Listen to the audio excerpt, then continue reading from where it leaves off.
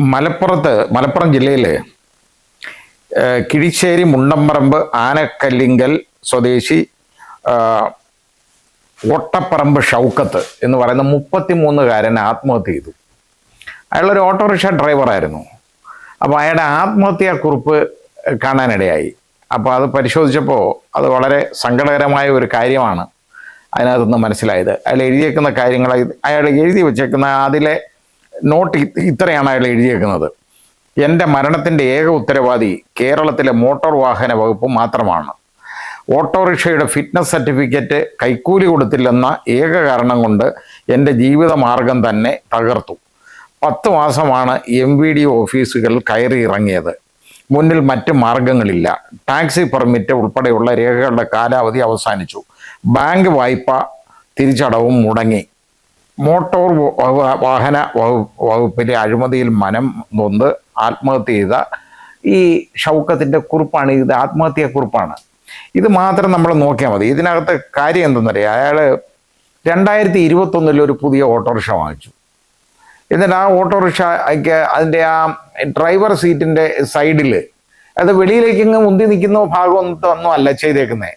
അത് അതിൻ്റെ സൈഡിൽ നല്ല സ്റ്റീൽ റെയിലിങ്സ് പിടിപ്പിച്ചു. അത് കാണാൻ നല്ലതാണ്. പിന്നെ അതൊരു പ്രൊട്ടക്ഷനാണ്. അതിൽ നിന്ന് മറിഞ്ഞൊന്നും പോകത്തില്ല. അതിനകത്തിരുന്നാൽ അങ്ങനെ ഇരിക്കാം. അത് മാത്രമേ ഉള്ളൂ. അതല്ലാതെ അത് വെളിയിലേക്ക് മുന്തി നിൽക്കുകയാണെങ്കിൽ നമുക്ക് മറ്റ് വാഹനങ്ങൾക്ക് ശല്യം ഉണ്ടാവും. അത്ര വലിയൊരു വയലേഷനാണെന്ന് പറയും. ഇത് അത്ര വലിയ വയലേഷനൊന്നും അല്ല ഇത്. മാത്രമല്ല, ഈ 2021 ഇത് കൊണ്ടുവന്ന് ഇത് ഈ മോഡിഫിക്കേഷൻ നടത്തി ആ ഓട്ടോ വാങ്ങിച്ചപ്പോൾ ചെയ്തതാണ്. അതിന് പെർമിറ്റൊക്കെ കിട്ടി. അത് കഴിഞ്ഞു 2 തവണ ഈ പെർമിറ്റ് പുതുക്കി വീണ്ടും. അപ്പോഴും ഈ സാധനം ഉണ്ട്, പെർമിറ്റ് പുതുക്കി. ഈ 2 തവണ പുതുക്കിയപ്പോഴും ഈ മോട്ടോർ വാഹന വകുപ്പിലെ ഏജൻറ്റുമാർ വഴിയാണ് ഇത് പുതുക്കിയത്. അപ്പോൾ ഏജൻറ്റ് വഴി ഇത് അപേക്ഷിച്ച് കഴിഞ്ഞാൽ കുഴപ്പമില്ല. നേരിട്ട് അപേക്ഷിക്കുമ്പോൾ പല കാര്യങ്ങൾ പറയും. അപ്പോൾ ഈ ഏജൻറ്റ് അവസാനം ഈ കഴിഞ്ഞ തവണ പുതുക്കാനായിട്ട് 2000 രൂപ ചോദിച്ചു. അപ്പോൾ അയാൾ പറഞ്ഞു അത് 2000 രൂപയൊക്കെ കൊടുക്കാതെ നോക്കി ഓൺലൈനല്ല എല്ലാവരും ചെയ്യും, അങ്ങനെ ഓൺലൈൻ വഴി അങ്ങ് ചെയ്യാം എന്ന് വിചാരിച്ച് ഈ പാവം പിടിച്ചവൻ അത് വഴി ചെയ്തു കഴിഞ്ഞപ്പോൾ വണ്ടി ഹാജരാക്കാൻ പറഞ്ഞു. അങ്ങനെ ആദ്യം കൊണ്ടുവന്ന് ഹാജരാക്കിയപ്പോൾ അതിന് പറഞ്ഞ കാര്യമെന്ന് പറയുന്നത് എന്താണെന്നറിയോ? ആദ്യം 2025 നവംബർ 13 ഫിറ്റ്നസിന് അവിടെ കൊണ്ടോട്ടി സബ് RTO ഓഫീസ് കൊണ്ടുപോയതാണ്. സബ് RTO ഓഫീസിൽ കൊണ്ടുപോയി.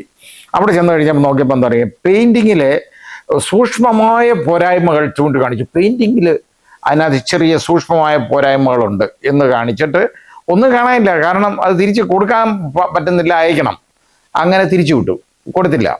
അങ്ങനെ അയാൾ അത് പരിഹരിച്ച് വീണ്ടും കൊണ്ടുവന്നപ്പോൾ പറഞ്ഞ പരിപാടി എന്തെന്നറിയാമോ? ഇവർക്ക് എമ്മമാർക്ക് ഇത് കൊടുക്കാൻ വയ്യ, കൊടുക്കത്തില്ല. കാരണം ഏജൻറ്റ് വഴി ചെല്ലണം. അത് അല്ലാതെ ചെല്ലുക എന്ന് പറഞ്ഞു കഴിഞ്ഞാൽ അവർക്ക് ഇഷ്ടമല്ല. കാരണം ഏജൻറ്റിനും കൈക്കൂലി കൊടുക്കണം. കാശ് വാങ്ങിച്ചിട്ട് എമ്മമാർക്ക് കാശ് വാങ്ങിക്കണമെങ്കിൽ ഏജൻറ്റ് വഴിയേ വാങ്ങിക്കാൻ പറ്റൂ. നേരിട്ട് വാങ്ങിക്കുക എന്ന് പറയുന്നത് വളരെ റിസ്ക്കാണ് ഇപ്പോൾ കൈക്കൂലി. അപ്പോൾ അത് കാരണം ഏജൻറ്റ് വഴിയേ ഇത് വാങ്ങാൻ പറ്റുള്ളൂ. അതിന് ചെയ്ത പണിയെന്ന് പറഞ്ഞു കഴിഞ്ഞാൽ അത് ഏജൻറ്റ് വഴി അത് അങ്ങോട്ട് പറയാൻ ഒക്കത്തില്ല, ഏജൻറ്റ് വഴി വരണമെന്ന്. അതിന് പറഞ്ഞ് ഈ സ്റ്റീലിൻ്റെ ഇത് 2021 അയാൾ സ്ഥാപിച്ച സാധനമാണ്. അത് മൊത്തം മുറിച്ച് കളഞ്ഞ് കൊണ്ടുവരണമെന്ന്. ഇത് വെച്ചുകൊണ്ട് 2 തവണ ഇതിൻ്റെ ഫിറ്റ്നസ് റിന്യൂ ചെയ്ത് കൊടുത്തതാണ്, ഇതിന് പെർമിറ്റും. അപ്പം അതൊന്നും പ്രശ്നമല്ല. പക്ഷേ ഇപ്പം കൊടുക്കണമെങ്കിൽ, കാരണം അന്ന് ഏജൻറ്റുമാരാണ്. എന്നിട്ടും ഏജൻറ്റ് പറഞ്ഞു ഒരു 4000 രൂപ കൈക്കൂലി കൊടുക്കേണ്ടതായിട്ട് വരും. അതായത് എന്ന് പറഞ്ഞാൽ ഓട്ടോറിക്ഷ കൊണ്ടുപോകാതെ വാങ്ങിച്ചു കൊടുക്കാമെന്ന് പറഞ്ഞു. ഈ ഓട്ടോറിക്ഷ പരിശോധനയ്ക്ക് കൊണ്ടുപോകാതെ ഈ ഫിറ്റ്നസ് സർട്ടിഫിക്കറ്റ് വാങ്ങിക്കൊടുക്കാമെന്ന് പറഞ്ഞു. 4000 രൂപ കൊടുക്കണം. അല്ലെങ്കിൽ ഇതിപ്പോൾ അല്ലാതെ ഏജൻറ്റ് ഇത് ഹാജരാക്കുകയാണെന്നുണ്ടെങ്കിൽ 2000 രൂപ ഏജൻറ്റിന് കൊടുത്താൽ മതി എന്ന് പറഞ്ഞു. 2000 രൂപ കൊടുക്കുക എന്ന് പറഞ്ഞാൽ അതിനകത്ത് ഏജൻറ്റിന് 1000 രൂപ കിട്ടും. 1000 രൂപ ഇവിടെ ഇതിനകത്ത് കിമ്പളമായിട്ട് കൊടുക്കണം. അതാ വേണ്ടത്. ഇത്രത്തോളം തോന്നിയ അവസ്ഥ. എന്നിട്ട് ഇയാൾ ഇത് നിഷേധിച്ചതിൻ്റെ കാരണം ചോദിച്ചുകൊണ്ട് വിവരാവകാശ നിയമപ്രകാരം അപേക്ഷ കൊടുത്തില്ല. 11 തവണ ഈ പാവം പിടിച്ചവൻ ഇത് കയറി ഇറങ്ങി. അയാൾ 5 ദിവസം മുമ്പായിരുന്നു അയാളുടെ 33ാം ജന്മദിനം. അങ്ങനെയാണെങ്കിൽ 33 വയസ്സുള്ള 32കാരനാണെന്ന് ആലോചിച്ചുകൊണ്ട് ചെറുപ്പക്കാരൻ. അയാൾ വിവാഹമൊന്നും കഴിച്ചിട്ടില്ല. അപ്പോൾ അയാൾ ഒരു വീട് പുതുതായിട്ട് പണിയുന്നുണ്ട്. അവസാനം അയാൾ നോക്കിയപ്പോൾ എന്താണെന്നറിയാം, വേറെ മാർഗമൊന്നുമില്ല. ഇത് ഏജന്റ് വഴി മാത്രം വഴി പോയാലേ ഇത് കിട്ടുള്ളൂ. ഏജന്റുമാർക്ക് ഈ കാശും കൊടുക്കണം. ഇത്രയും അഴിമതി ഇങ്ങനെ ഇയാളത് കണ്ട് മനം മടുത്ത് കയറി ഇറങ്ങി. പലർക്കും അന്ന് ഇതേപോലുള്ള ഓട്ടോറിക്ഷ, അതായത് ഇതേ രീതിയിൽ ഈ റെയിലിങ്സ് സൈഡിൽ സ്റ്റീൽ റെയിലിംഗ് ഫിറ്റ് ചെയ്ത ഓട്ടോറിക്ഷകൾക്ക് പെർമിറ്റ് അന്നും ഫിറ്റ്നസ് കൊടുത്തിട്ടുണ്ട്. ഇയാൾ ഹാജരാക്കുന്ന ദിവസവും കൊടുത്തിട്ടുണ്ട്. പക്ഷേ ഇയാൾ അതിന് കൊടുക്കണമെങ്കിൽ മുറിച്ചു മാറ്റണം. അതിൻ്റെ കാരണം മറ്റേതൊക്കെ ഏജന്റുമാർ കൊണ്ടുവരുന്നതാണ്, വഴി വരുന്നതാണ്. അതാണ് കാര്യം. കാരണം ഈ ഏജന്റിനെ ഇവർ ഒഴിവാക്കത്തില്ല ഒരിക്കലും. ഏജന്റിനെ ഒഴിവാക്കത്തില്ലെന്ന് പറഞ്ഞാൽ അതിൻ്റെ അർത്ഥം ഇഷ്ടംമാതിരി പൈസ അവിടെ കിട്ടണമെങ്കിൽ ഏജന്റിനെ ഒഴിവാക്കാൻ ഒക്കത്തില്ല. ആ നാട്ടുകാരൊക്കെ പറയുന്നുണ്ട്, ഈ ഓട്ടോറിക്ഷ വാങ്ങിച്ചപ്പം മുതലുള്ള അയാൾ അന്ന് തന്നെ ചെയ്തതാണ് ഈ കാര്യം. അയാളുടെ ഒരു കൂട്ടുകാരൻ പറഞ്ഞ് അയാളും കൂടെ പോയാൽ ഇത് ഫിറ്റ് ചെയ്തത്.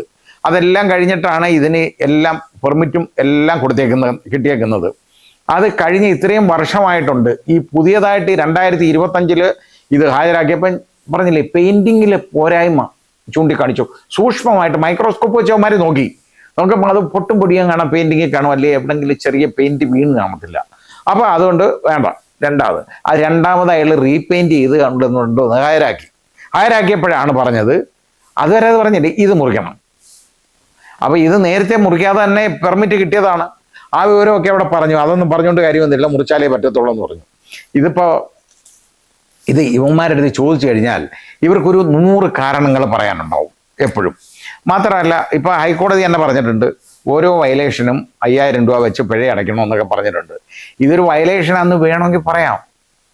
പക്ഷേ ഇത് യഥാർത്ഥത്തിൽ ഇതുകൊണ്ട് എന്താ ഉപദ്രവം ഉണ്ടാവുന്നത്? വയലേഷൻ എന്ന് പറഞ്ഞപ്പോൾ നമുക്ക് ഒരുപാട് ലൈറ്റ് മുകളിലും സൈഡിലും ഒക്കെ ഫിറ്റ് ചെയ്തിട്ട് ആളുകളുടെ കണ്ണഞ്ചിപ്പിക്കുന്ന വിധത്തിലുള്ള വെളിച്ചം ഉണ്ടെങ്കിൽ അത് ശല്യമാണ്. പൊതുജനങ്ങളുടെ മറ്റു വാഹനങ്ങളെയൊക്കെ ശല്യപ്പെടുത്തും.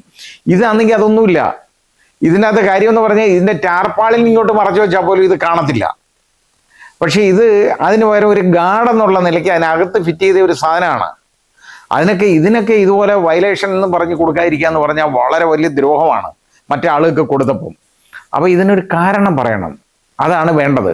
ഇനിയിപ്പോൾ ഇവർക്ക് എപ്പോഴും കാരണം പറയാനുണ്ടാവും. ഇപ്പോൾ ഇത് ചോദിച്ചു കഴിഞ്ഞാൽ ഇതിൻ്റെ ഉത്തരവാദി ഇവരല്ലേ എന്ന് ചോദിച്ചു കഴിഞ്ഞാൽ അല്ല, വയലേഷൻ ഉണ്ട്, അത് മാറ്റാൻ പറഞ്ഞു. എങ്ങനെ അത് അല്ലാതാവുന്നത്? അതായത് ആ MVD അവിടെ ഇരുന്ന് ഇത് ഡിനേ ചെയ്ത MVD ഉണ്ടല്ലോ, അയാൾ തന്നെയാണ് നേരത്തെ 2 പ്രാവശ്യം ഇതിന് ഫിറ്റ്നസ് കൊടുത്തിട്ടുള്ളത്, റിന്യൂ ചെയ്ത് കൊടുത്തിട്ടുള്ളത്. അന്നൊന്നും ഇത് മാറ്റണ്ട, കാരണം അന്ന് ഏജന്റ് ഉണ്ട്, അതാണ് കാരണം. എന്നിട്ട് ഇനിയിപ്പോൾ ഇതിന് ഗതാഗത സെക്രട്ടറിയുടെ റിപ്പോർട്ട് ചോദിച്ചേക്കുക മന്ത്രി. ഒരു കാര്യമില്ല ബഹുമാനപ്പെട്ട മന്ത്രി, ഗതാഗത സെക്രട്ടറി നിങ്ങൾക്ക് നല്ല റിപ്പോർട്ട് തന്നെ തരും. എന്തോ തരാൻ പോകുന്നതെന്ന് അറിയാമോ? ഇത് വയലേഷൻ ഉണ്ട്, അതുകൊണ്ട് പെർമിറ്റ് കൊടുത്തില്ല. ശരിയല്ലേ? ഇത് വയലേഷൻ ഉണ്ടെന്ന് പറയാം, നിയമം നിങ്ങളുടെ കയ്യിലുണ്ടല്ലോ, ഇഷ്ടംപോലെ പറയാം. പക്ഷേ 2 പ്രാവശ്യം മുമ്പ് അന്ന് അന്വേഷിക്കേണ്ടത് ഗുരുതരമായ വീഴ്ചയാണ്. 2 പ്രാവശ്യം മുമ്പ് എങ്ങനെ റിന്യൂ ചെയ്ത് കൊടുത്തു?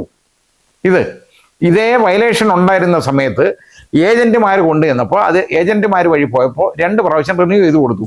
നേരെ പോകുന്നത് മനുഷ്യരൊക്കെ ഈ കൈക്കൂലി ഒഴിവാക്കാൻ വേണ്ടിയും ഏജന്റുമാരെ ഈ ഡിപ്പാർട്ട്മെന്റിൽ നിന്ന് എടുത്ത് കളയാനും വേണ്ടിയാണ് ഈ പണി ഓൺലൈൻ അപേക്ഷിക്കാനൊക്കെ വെച്ചേക്കുന്നത്. പക്ഷെ അത് യുവമാർക്ക് ഇഷ്ടമല്ല. കാരണം ഓൺലൈൻ ആകുമ്പോൾ കമ്പ്യൂട്ടർ കാശ് കൊണ്ട് കൊടുക്കത്തില്ലല്ലോ. അതാണ് പ്രശ്നം. ഇത് കാശ് കിട്ടത്തില്ല, പൈസ കിട്ടണമെങ്കിൽ യുവമാർ വേണം. അതിനു വേണ്ടി ചെയ്യുന്ന പണിയാണ് ഇത്. യഥാർത്ഥത്തിലുണ്ട് ഇതിൻ്റെ പുറയിൽ ശരിയായ അന്വേഷണം നടത്തണം, വിജിലൻസ് അന്വേഷണം തന്നെ ഇതിന് നടത്തണം. കാരണം അത്ര ഗുരുതരമായ ഇതാണ് ഇത്. ഞാൻ പറയുന്ന നമ്മുടെ ബഹുമാനപ്പെട്ട ആഭ്യന്തര വകുപ്പ് മന്ത്രി ഇത് ശ്രദ്ധിക്കണം, ഗതാഗത വകുപ്പ് മന്ത്രി നിങ്ങൾ നോക്കണം. നിങ്ങൾ ഇതിനകത്ത് കൈക്കൂലി ഉണ്ടെന്നുള്ളത് ഉറപ്പാണ്. ഇത് കൈക്കൂലി മുക്തമാക്കണമെന്നുണ്ടെങ്കിൽ ഏജന്റുമാരെ അതിനകത്ത് പാടില്ല. ജനങ്ങൾക്ക് നിങ്ങൾ നേരെ കൊടുത്തേക്കുന്ന സർവീസിന് പിന്നെ എന്തിന് ഏജന്റുമാർ വെക്കുന്ന എന്തിനാണ്? കാശ് വാങ്ങിക്കാനാണ്. അപ്പോൾ ഇതിനകത്ത് നഗ്നമായ അഴിമതിയാണ് ഈ ചെറുപ്പക്കാരൻ്റെ മരണത്തിന്. അവസാനം അയാൾ നിവൃത്തിയില്ലാതെ എന്താണെന്നറിയോ? അയാൾ മനം മടുത്തിട്ട് അയാൾ പണിതുകൊണ്ടിരുന്ന വീട് ഏതാണ്ട് അതിൻ്റെ സ്ട്രക്ചർ മുഴുവൻ കംപ്ലീറ്റ് ആയ ആ വീട്ടിൽ അയാൾ തൂങ്ങി മരിച്ചു. സമാനമായല്ലോ. അയാൾ എഴുതി വെച്ചു MVD ആണ് ഇതിന്, എൻ്റെ മരണത്തിന് ഏക ഉത്തരവാദി MVD ആണ്, മോട്ടോർ വെഹിക്കിൾസ് ഡിപ്പാർട്ട്മെന്റ് ആണ് എന്ന് എഴുതി വെച്ചു. ശരിയല്ലേ? ഒരാൾ ഇതിൽ കൂടുതൽ എങ്ങനെ ഒരാളെ ഹരാസ് ചെയ്യുന്നത്? അതുപോലെ അവനെ ഹരാസ് ചെയ്തു. നിവൃത്തിയില്ലാതെ ആ പയ്യൻ അവസാനം ആത്മഹത്യ ചെയ്തു. മതിയായല്ലോ. നിങ്ങൾക്ക് മടുപ്പ് തോന്നുന്നില്ലേ ഇതിനകത്ത്? ഇതിനെയൊക്കെ ഉണ്ടല്ലോ, ഇവനൊക്കെ ദൈവശിക്ഷ കിട്ടും ഈ ചെയ്തേക്കുന്നവന്മാർക്ക്. അതാണ് ഇത് സംഭവിക്കേണ്ടത്. അല്ലാതെ വേറെ ശിക്ഷയൊന്നും കിട്ടുമെന്ന് ഞാൻ പ്രതീക്ഷിക്കുന്നില്ല. നമ്മുടെ നാട്ടിലെ നിയമങ്ങളൊക്കെ ഇതിന് നോക്കുകുത്തിയായിട്ട് നിൽക്കും. അല്ല, ഇത് അങ്ങനല്ല വേണ്ടത്. ഈ ഡിപ്പാർട്ട്മെൻറ്റിൽ അഴിമതിയുടെ ഏറ്റവും വലിയ ഉദാഹരണമാണ് ഈ കണ്ടേക്കുന്നത്. ഞാൻ പറയാൻ കാരണം ഈ മോഡിഫിക്കേഷൻ വേണമെന്നല്ല ഞാൻ പറയുന്നത്. പക്ഷേ ഈ മോഡിഫൈ ചെയ്ത സാധനത്തിന് 2021 മുതൽ 2025 വരെ ഒരു കുഴപ്പമില്ലാതെ ഫിറ്റ്നസ്സും എല്ലാം കൊടുത്തു, പെർമിറ്റും കൊടുത്തു. 2025 നോക്കിയപ്പോൾ 2 തവണ റിന്യൂ ചെയ്ത ഉദ്യോഗസ്ഥൻ തന്നെ ഇത് ഡിനൈ ചെയ്യാണ്. കാരണം എന്താ? ഏജന്റ് വഴിയല്ല, നേരെ വന്നു. അതാണ് കാരണം. ഇത് ഈ അഴിമതി ഉണ്ടല്ലോ, ഇത് തുടച്ചു മാറ്റണമെങ്കിൽ ഇതിന് ശരിയായ നടപടി വേണം. ഗതാഗത സെക്രട്ടറി ഇപ്പോൾ എഴുതി കൊടുക്കാൻ പോകുന്നതിന് സംശയമൊന്നുമില്ല. കൊടുക്കാൻ പോകുന്നത് ഒരു കുഴപ്പമില്ല. അത് ഉദ്യോഗസ്ഥരുടെ ഭാഗത്തു നിന്നുള്ള വീഴ്ചയല്ല, ഇങ്ങനെ ഉള്ള മോഡിഫിക്കേഷൻ നടത്തിയത് ഊരി മാറ്റി കൊണ്ടുവരാൻ പറഞ്ഞു എന്ന്. ഇത് കട്ട് ചെയ്യണം. അത് മൊത്തം നല്ല വൃത്തിയായിട്ടിരിക്കുന്ന ഒരു സാധനമാണ്. അത് കട്ട് ചെയ്ത് കളയണം. അതിനയാൾ തയ്യാറായില്ല. ഇതാണ് കാരണം.